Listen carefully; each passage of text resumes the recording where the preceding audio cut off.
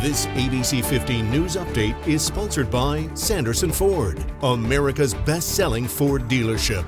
Hello, I'm Justin Pizzera with your afternoon update from ABC15 Arizona. Today, the votes are still being counted. Several races remain too close to call.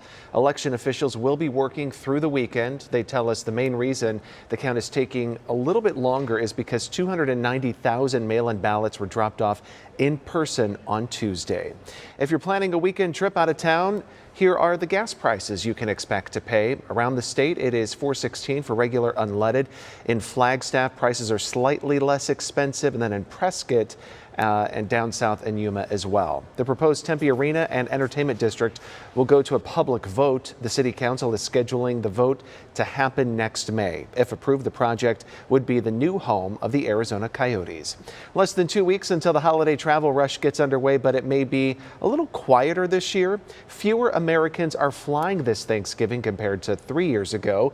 The new data shows Thanksgiving flight bookings are down 7% from the same point in 2019.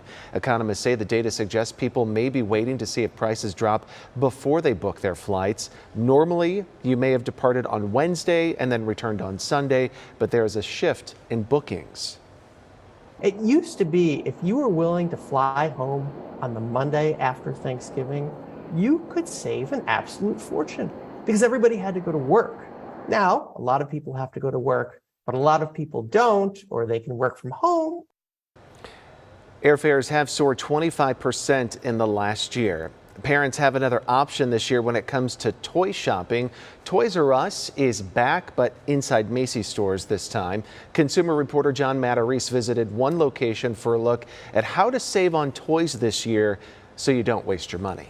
Jeffrey is back as Toys R Us makes its return. Well, I'm glad that it's finally back. It's been gone since I was like 7. Ethan Wood is thrilled to be a Toys R Us kid again. For his mom, Ruth, this brings back memories. So that the kids could go look at their section and not just feel like mom shopping for herself. 4 years after all Toys R Us stores closed in bankruptcy, the brand is making a comeback with shops inside 400 Macy's department stores. You'll find Marvel, Star Wars, Barbie, Nerf, and more. Now, sure, they don't have the full selection of the old Toys R Us warehouse stores, but, you know, there's a simple satisfaction of being able to grab a gift while you're shopping Macy's. No need to worry about delivery times or if it's out of stock. Don't expect huge discounts. They're selling nostalgia, not rock-bottom prices. But smart shopping expert Trey Bodge says getting great deals on toys right now can be tricky. That's because deep discounts on toys won't come until after Black Friday. You're going to find the best deal in December, but it may have sold out by then. So her advice? So if your child is really anxious to get a very specific toy in a specific color, for example, you might just want to bite the bullet and get it now. Bodge says to save money, ask if a store offers price protection in case the price drops later. Also, look up sales offered by specific brands, like Lego's Black Friday deals. And even with Jeffrey back in the game, better quality kind of Tonka toys. Don't rule out your local toy shop.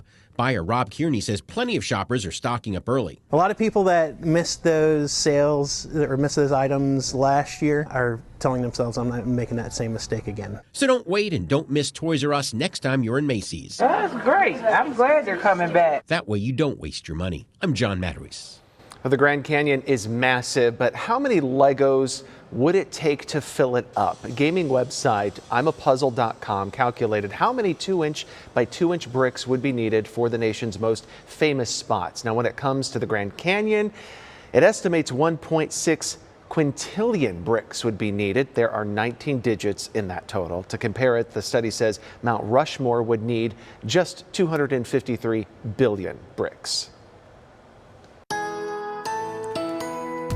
Time for your most accurate forecast here on this Friday and this Veterans Day. Look for a high of 71, a little milder than yesterday. Not a huge warm up, but a couple degrees higher than where we ended up yesterday with partly cloudy skies as clouds move in this afternoon and evening. But it's going to stay dry across Arizona, 40s and 50s again in northern Arizona with spots like Payson topping out at 56, 56 in Kingman and 60s in western Arizona. While temperatures are going to be a little higher today and tomorrow, our unseasonably cool days will continue. Our average high for this time of year is in the upper upper 70s. We're talking highs in the upper 60s to low 70s through the weekend, with the warmest day being Saturday, and that's only 73 degrees on Saturday. Overnight lows will be cooling into the 40s each day.